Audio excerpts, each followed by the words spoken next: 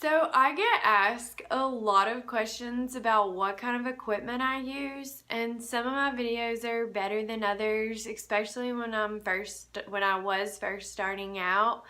But don't overthink getting started on equipment. Honestly, the best thing that you can use is your phone, which is what I'm recording this video on, or your computer. Now for me, my computer picks up really good audio, but I just don't think that the quality of video is as great, and I have a really nice computer. I would stick with your phone. You can do everything on your phone. You can edit on your phone, you can upload on your phone, you can record on your phone, you can do anything on your phone. So worst case scenario, just use your phone or whatever works for you. But as I started to grow, I started to add more things to my mix.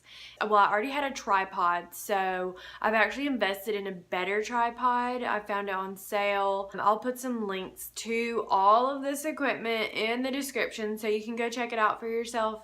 I usually get a lot of stuff on Amazon because it's just easier to have delivered to me. I travel a lot. But here's a few things I would check out. So the first thing, I love this clicker because I can use it to turn on and stop without having somebody.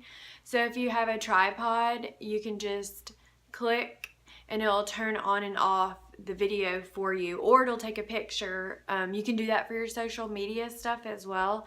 So if you're trying to get that Instagram photo, if you use your clicker, you can do that on your own and not have to have somebody else hold it for you, as long as you have a tripod or somewhere to set your phone up. Like I said, the best thing that I use is my phone.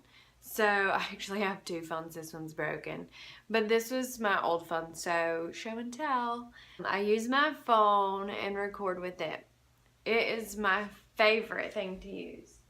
Now, in terms of a microphone, you can start out with a lavalier, and they're super easy. This one I got for maybe about $10 on Amazon, but all you're doing is just clipping it. Let me see if I can turn this down some. So you just clip it on to you, so it's here, and then you just put the other side in your phone.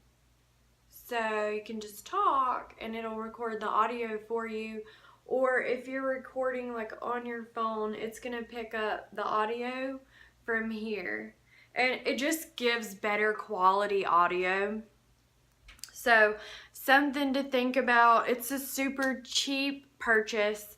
The only thing I hate about it is that you're limited on how far you can go, but I haven't really had that issue yet because I haven't really gone that far from my camera. So the other thing that I use is I have this Rode mic, and the way it works is it projects from the front, so it doesn't pick up any noise behind it, but it's made for your phone. So literally you just stick it in your phone and you can put this little clip on it so it holds on to the phone. So you just snap it on like that. And the other cool thing is if you have headphones, you can put headphones in the back of it and listen to yourself as you speak. So if you're recording, you can actually hear yourself. Now it comes with this wind tunnel, so if it's windy outside, you can actually put this little fluffy weird thing on, and it'll keep the wind, so you can actually record like in the wind. Okay, so I started investing in tools whenever I saw that things that I needed weren't working out for when I needed them. Meaning, so like I bought this ring light, and the only reason that I bought the ring light is because I really like to film at night because I get up at 3, 4 a.m. And normally when I'm trying to film, I'm really good in the morning, but it's dark outside and it's kind of hard to film when it's dark outside. So With this ring light, now I'm able to film just about anywhere that I want. I just pop up my ring light, I can take it with me, and there's no more excuses about not having the right lighting or not having the tools that I need. So as long as I have my ring light and as long as I have my phone, then I'm good. So I have my ring light and my phone, which is what I actually made this entire video off of, and that's how you can get started with just your phone and start adding to your mix. But more importantly, don't think about all of the things that you need to get started. Just focus on getting started. And the more videos that you put out and the better that you get, you're going to think about it. It's like practice. So when you start putting more videos out, you get better at it. And then you start to see what you need. Somebody might say, oh, you know, your quality of audio is really bad, or the lighting was really bad. And I'm not saying take all of those things and use them, but keep those things in mind as you start to grow and say, oh, you know, maybe I can get better lighting. And honestly, the best lighting is natural light. So face whatever light you're gonna face. So if it's outside and it's bright, face the windows so that the light is hitting you on the front, or even sun. Make sure that's hitting you on the front so you don't have that dark shadow effect. And another thing that I actually learned from one of my interns is if you're in school or you have access to somebody who is in school, a lot of times they have free access to equipment in their video production labs that they can rent out, or in the libraries. So that's something to think about if you're needing equipment. We actually have a place, I think they'll ship at least nationwide here in the US. I believe it's called Aperture. They will ship video equipment to you. So think about that as well. If you're going on a 3 or 4 day, I've rented video equipment. Like I needed a really nice camera for an event that I went to, and it came with batteries and some other stuff, but I think it cost me about $280 to rent it for about 4 days, but it was a $4,000 camera.